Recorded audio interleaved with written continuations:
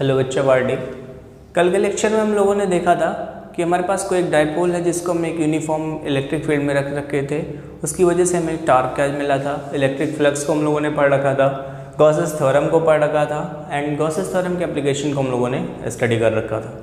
आज हम लोग फर्स्ट चैप्टर के न्यूमेरिकल्स को सॉल्व करेंगे क्योंकि फर्स्ट चैप्टर हमारा डन हो चुका है। ठीक है, फर्स्ट चैप्टर के न्यूमेरिकल्स में हमारा पहला न्यूमेरिकल क्या है? What is the force between to small charged sphere. Force क्या होगा जब हमारे पास दो स्मॉल चार्ज स्फीयर हैं having charge 2 × 10⁻⁷ coulomb and 3 × 10⁻⁷ coulomb. Distance between them is 30 centimetre in air. ये दोनों चार्जेस कहाँ रखे हुए हैं? एयर में रखे हुए हैं। ये हमारा मान लिया पहला चार्ज है, ये दूसरा चार्ज है। ठीक है, ध्यान से देखिएगा, इसको हमने ए नाम दिया और इसको बी नाम दिया।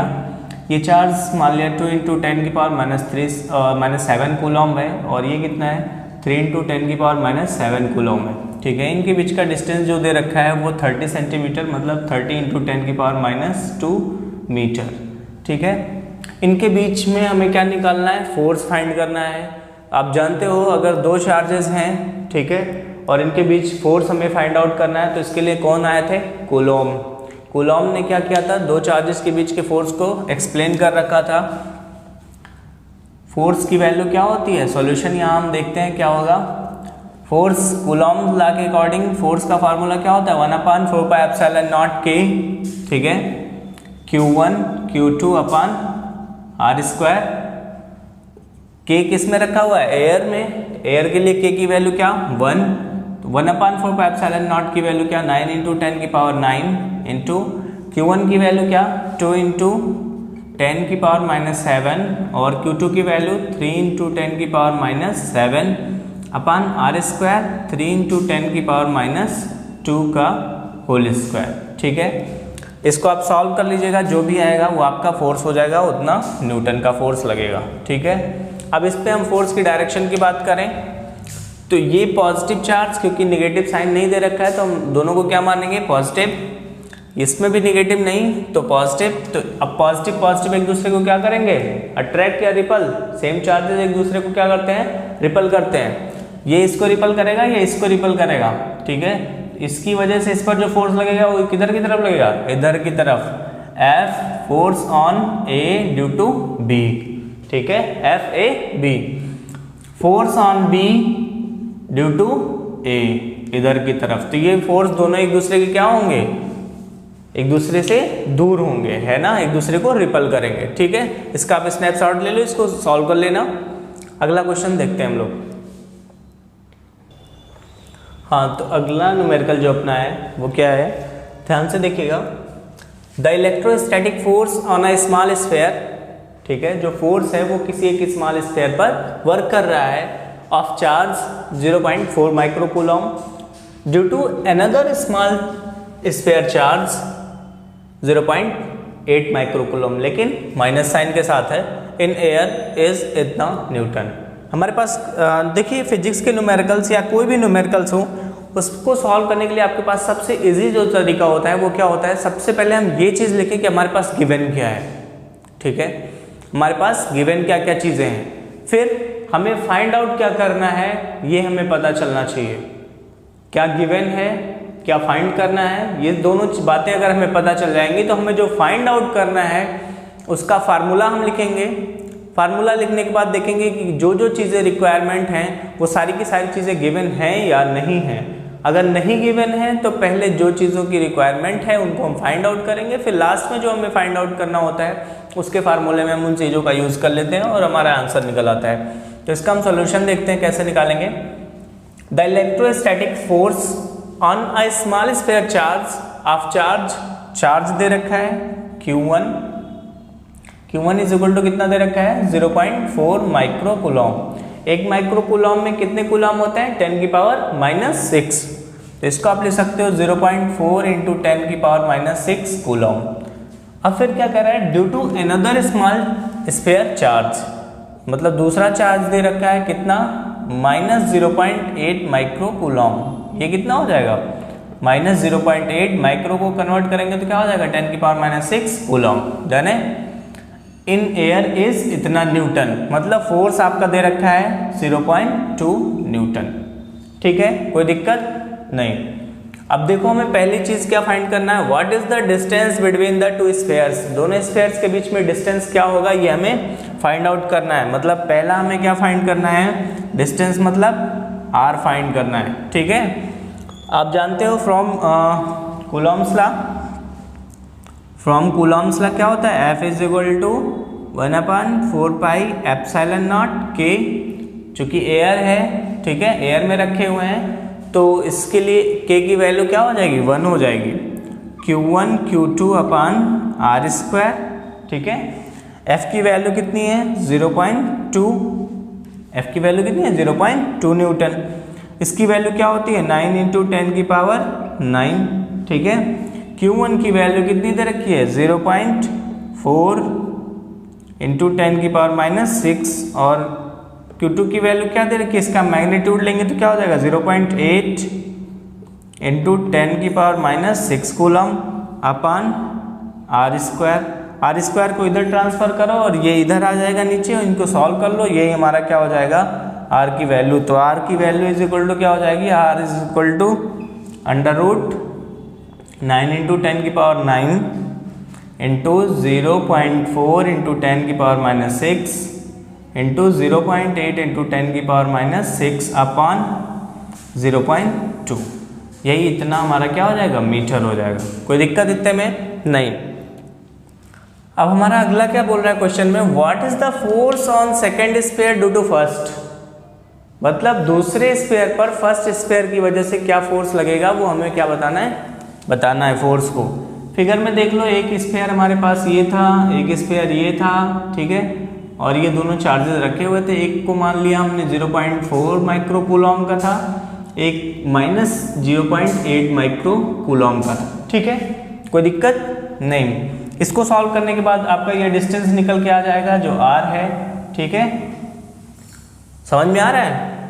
तो हमारे पास ये दोनों चार्जेस रखे हुए थे 0.4 माइक्रो कूलॉम, 0.8 माइक्रो कूलॉम, लेकिन ये पॉजिटिव है तो दूसरा निगेटिव है ना।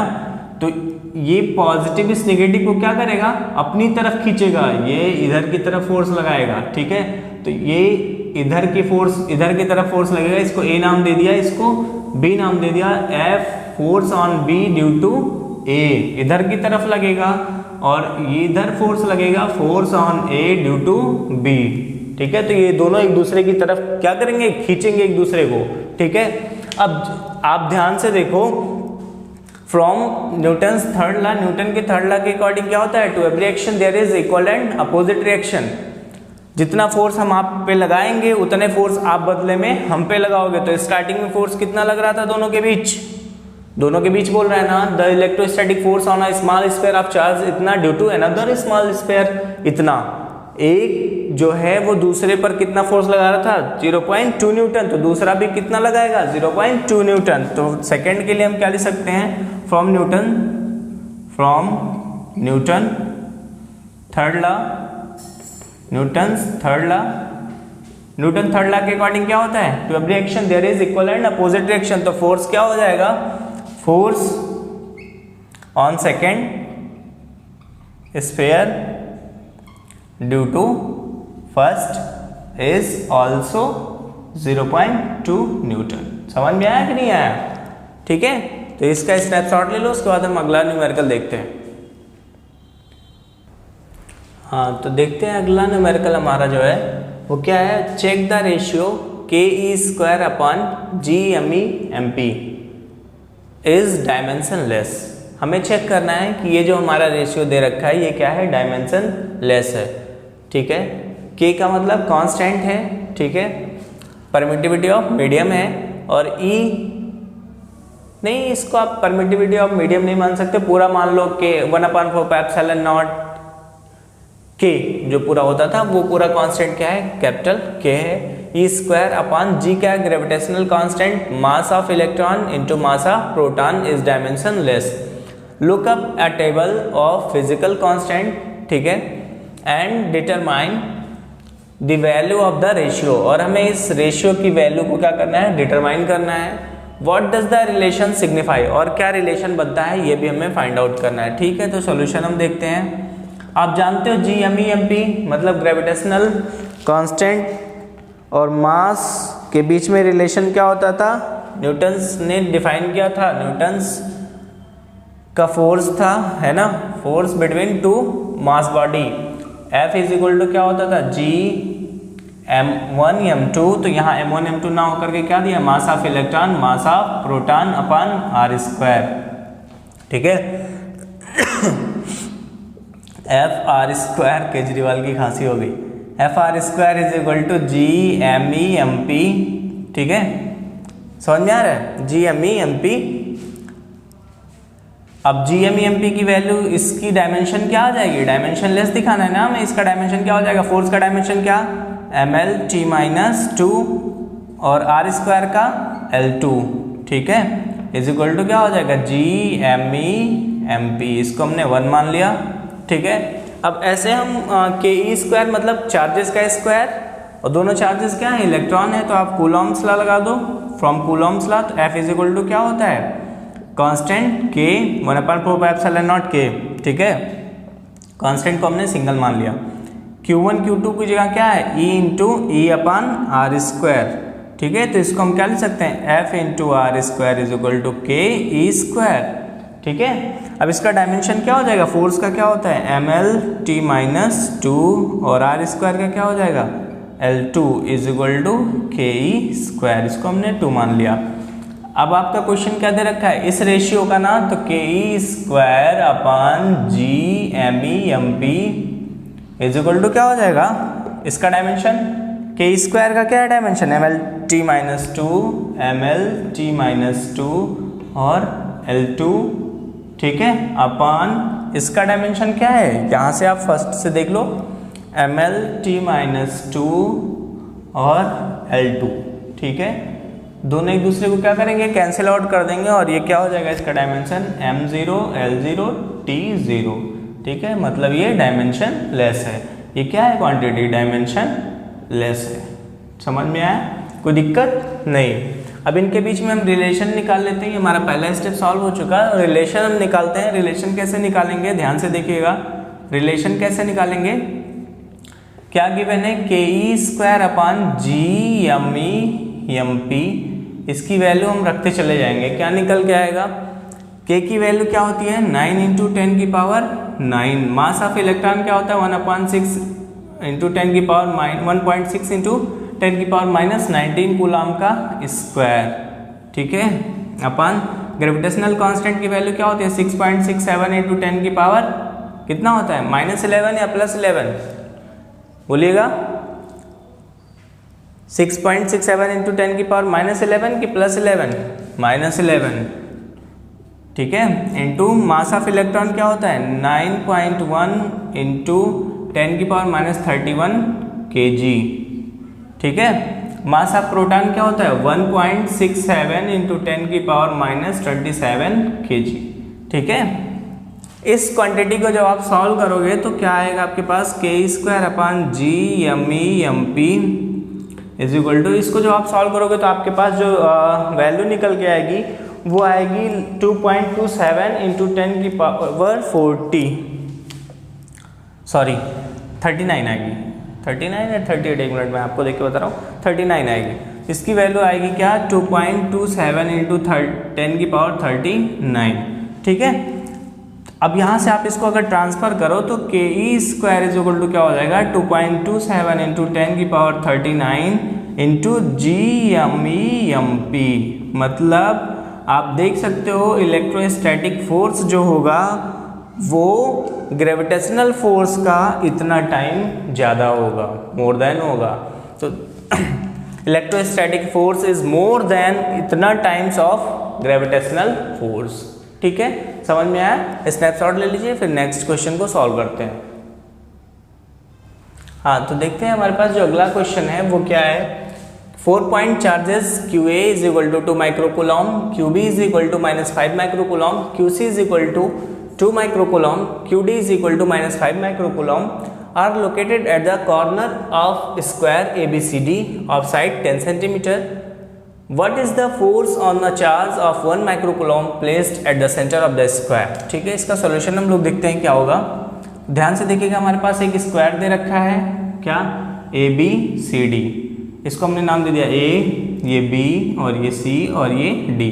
इसके सेंटर पे क्या रखा हुआ है, एक 1 माइक्रोकूलम का चार्ज रखा हुआ है, इसको हमने नाम दिया 1 माइक्रोकूलम, नाम क्या दे दिया, ओ। अब जानते हो ये कितना है, 2 माइक्रोकूलम, ये -5 माइक्रोकूलम, ये 2 माइक्रोकूलम, ये -5 माइक्रोकूलम। ठीक है, कोई दिक्कत नहीं। अब ध्यान से देखो, ये पॉजिटिव एक दूसरे को क्या करेंगे, रिपल करेंगे, तो फोर्स इधर की तरफ, ये पॉजिटिव तो इधर की तरफ फोर्स, ये पॉजिटिव ये नेगेटिव, तो इनके बीच में क्या होगा, अट्रैक्शन, दोनों एक दूसरे को क्या करेंगे, अट्रैक्ट करेंगे। ये इसको अपनी तरफ खींचेगा, ये इसको अपनी तरफ खींचेगा, तो इस पर इधर की तरफ फोर्स, उधर की तरफ फोर्स, जिधर फोर्स ज्यादा उधर की तरफ ये शिफ्ट हो जाएगा। ये इसको अपनी तरफ खींचेगा, वो उसको अपनी तरफ खींचेगा। इस तरीके से इसमें चार्ज का जो डिस्ट्रीब्यूशन है ना, वो सिमेट्रिक होने की वजह से इस पर जो अंदर की तरफ नेट इलेक्ट्रिक फील्ड होगा वो क्या हो जाएगा, 0 हो जाएगा। तो due to symmetry of charge, due to symmetry of charge, net electric field क्या हो जाएगी, net electric field is equal to 0। और जब इलेक्ट्रिक फील्ड 0 हो जाएगी, E इज इक्वल टू क्या होता है, F upon, E is equal to क्या होता है, F अपॉन Q। जब इलेक्ट्रिक फील्ड 0 हो गया तो फोर्स क्या हो जाएगा, F इज इक्वल टू 0 हो जाएगा। ठीक है, समझ में आया। तो इस चार्ज पर टोटल फोर्स लगेगा वो क्या हो जाएगा, 0 हो जाएगा। ठीक है, अगर आप निकालना चाहते हो वैसे सॉल्व करके, तो आप इसकी वैल्यू 10 रख दो और अलग अलग करके निकाल लो सारे फोर्सेस को, फिर सबको डायरेक्शन के अकॉर्डिंग सम कर दो। ठीक है, लेकिन ये सिंपल सा है, आप सीधे से लिख दो कि चार्जेस का जो डिस्ट्रीब्यूशन है वो कैसा है, सिमेट्रिक है। सिमेट्रिक होने की वजह से क्या होगा, इसके अंदर जो इलेक्ट्रिक फील्ड है, नेट इलेक्ट्रिक फील्ड, वो क्या हो जाएगी, 0 हो जाएगी। जो इलेक्ट्रिक फील्ड 0 हो जाएगी तो फोर्स भी क्या हो जाएगा, 0 हो जाएगा। ठीक है, अब हम लोग अगला क्वेश्चन देखते हैं। हाँ, तो अगला क्वेश्चन जो हमारा है वो क्या है, 2 point charges 3 microcoulomb and -3 microcoulomb are located 20 centimetre apart in vacuum. What is the electric field at the midpoint? What is the electric field at the midpoint of the line joining the AB? ठीक है, हमें क्या find करना है, electric field find करना है जो line AB को ज्वाइन कर रहा है, उस लाइन पर, उसके मिड पॉइंट पर इलेक्ट्रिक फील्ड फाइंड करना है। ध्यान से देखिएगा, ये हमारे पास एक चार्ज क्या है, A हमने नाम दे दिया है, ये B नाम दे दिया है, ये 3 माइक्रोकूलम है, ये -3 माइक्रोकूलम है। ठीक है, इनके बीच का डिस्टेंस कितना है, 20 सेंटीमीटर, 20 सेंटीमीटर। ये मिड पॉइंट हमने नाम दे दिया O, ये कितना हो जाएगा 10 सेंटीमीटर, तो ये कितना हो जाएगा 10 सेंटीमीटर। ठीक है, ये डाइपोल वाली कंडीशन है भाई। इसके मिड पॉइंट पर हमें क्या निकालना है, इलेक्ट्रिक फील्ड निकालनी है। इलेक्ट्रिक फील्ड की डायरेक्शन क्या, हमेशा पॉजिटिव का डायरेक्शन होता है। ठीक है, पॉजिटिव नेगेटिव, ये नेगेटिव है और ये मिड पॉइंट है, ये पॉजिटिव है। ठीक है, तो इलेक्ट्रिक फील्ड की डायरेक्शन क्या हो जाएगी, ध्यान से बताइए। पॉजिटिव का मूवमेंट किधर होगा, नेगेटिव की तरफ ना, तो पॉजिटिव का मूवमेंट जब इधर होगा तो इलेक्ट्रिक फील्ड की भी डायरेक्शन क्या हो जाएगी, इधर की तरफ हो जाएगी। समझ में आ रहा है, कोई दिक्कत नहीं। तो इलेक्ट्रिक फील्ड E की वैल्यू क्या होगी बताइएगा ज़रा। E इज इक्वल टू क्या होता है, सॉल्यूशन आप देखो, solution E is equal to क्या होता है, 1/4 पाई एप्सिलॉन नॉट के Q upon R square. Simple सा है यार। E इज इक्वल टू क्या हो जाएगा, 9 × 10 की पावर 9 इंटू Q की वैल्यू क्या है 3 माइक्रोकूलम, माइक्रो को कन्वर्ट करेंगे 10 की power -6 coulomb upon R square की वैल्यू कितनी है भाई, इसके और इसके बीच का R स्क्वायर कितना है बोलेगा, 10 सेंटीमीटर। यार क्या कर रहे हो, 10 सेंटीमीटर मतलब 10 × 10 की पावर -2 मीटर का होल स्क्वायर। इसी को सॉल्व कर लेना, आपकी इलेक्ट्रिक फील्ड निकल आएगी। ठीक है, इलेक्ट्रिक फील्ड निकल आएगी, कोई दिक्कत नहीं। अब ध्यान से देखो, ये हमारा फर्स्ट वाला था, सेकंड वाला क्या हो जाएगा, if a negative test charge, अगर हमने यहाँ नेगेटिव टेस्ट चार्ज रख दिया कितना, सेकंड कंडीशन में, ये जो था हमारा ये A रहेगा, ये फर्स्ट कंडीशन था, ये यहाँ रखा हुआ है B, -3 माइक्रो कूलम है और यहाँ 3 माइक्रो कूलम है। यहाँ पे ये वो पॉइंट है जहाँ पे हमने -1.5 × 10⁻⁹ कूलम का एक चार्ज रख दिया, ठीक है। तो इन दोनों की वजह से इलेक्ट्रिक फील्ड हमारा बना ही था, ठीक है। अब हमें यहाँ की वजह से क्या निकालना है, फोर्स निकालना है। तो F = क्या होता है, E × Q। अरे भाई E = पढ़ा था ना F/Q, तो यहाँ से F = क्या हो जाएगा, E × Q। यहाँ से जो इलेक्ट्रिक फील्ड की वैल्यू आएगी वही वैल्यू उठा के यहाँ पुट कर देना और Q की वैल्यू क्या 3 माइक्रो कूलम रख देना, आपका सेकंड आंसर भी फाइंड हो जाएगा, ठीक है। तो आज के लिए बस इतना ही रखते हैं, बाकी न्यूमेरिकल्स को कल वाले लेक्चर में सॉल्व कर लेंगे, ठीक है। समझ में आया कि नहीं आया? जो भी आपको डाउट हो वो आप कमेंट बॉक्स में लिख दीजिएगा, आपके डाउट को सॉल्व किया जाएगा, ठीक है। Thank you.